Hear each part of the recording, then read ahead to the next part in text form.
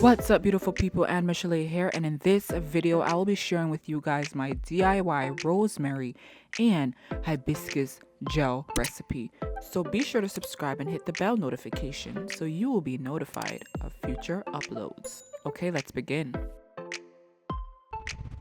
So for our base, we're going to be making a beautiful thick flaxseed gel. So I'm going to pour a third cup of flax seeds into 4 to 5 cups of water. You want to make sure that you submerge all the seeds as much as possible to the bottom, because if they're sitting on top of the water, some of the gel in the seeds will not be able to be drawn out. And then bring it to a boil. Let this boil or simmer on low to medium heat for about 10 to 30 minutes. I've found the thicker my base is, the better my hibiscus and rosemary gel turns out. Once you get a nice thick gooey trace, let it sit and cool so that when it's time to actually strain it, it's not actually burning your hands. And this is what it looks like. During the time it is sitting, it will start to thicken up even more. And this is exactly what I wanted. So once your gel is nice and cool to the touch, go ahead and strain it into a container. To strain, I like to use my stockings foot or pantyhose. They're cheap and clean, super affordable, and quite accessible. So I like to use these, and you can also reuse them by washing them and sterilizing them once you're finished. There's so many benefits to using flaxseed gel. It is super hydrating to the hair. It provides a beautiful slip, shine, a gorgeous hold. I absolutely love the hold that I get from this. And the hold is so soft. It is not crunchy. And there's so many other nutrients and benefits to actually using flax seeds. Having a coat of gel on the hair does help to reduce the amount of friction the hair experiences during styling. And also that coat helps to reduce breakage because it gives a nice reinforcement to the hair.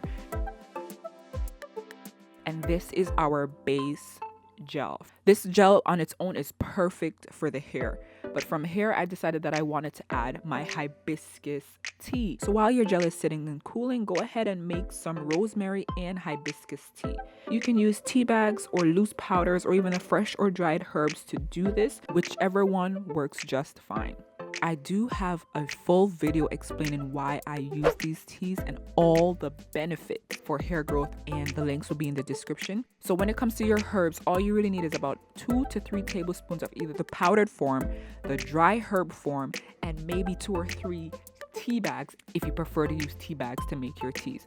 You can also use the fresh leaves, whether it be the fresh hibiscus flower or the fresh rosemary leaf. Usually when it comes to fresh herbs, you're going to have to use a larger amount just to get a more potent tea. And you can choose that amount based on your discretion of how potent you want your tea to be. Today I'll be using the dried rosemary stalks and some hibiscus powder. Now I have my base to combine with my tea. So this mason jar is about 250 milliliters. So what I do is I go ahead and I add my gel to the jar about 1/3 of the way up. Then I add in about 2 to 3 tablespoons of my tea.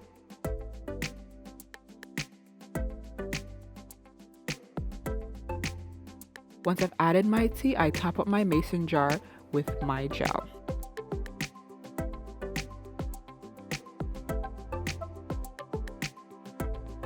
Put on the lid and give it a good shake. And my gel is ready to go.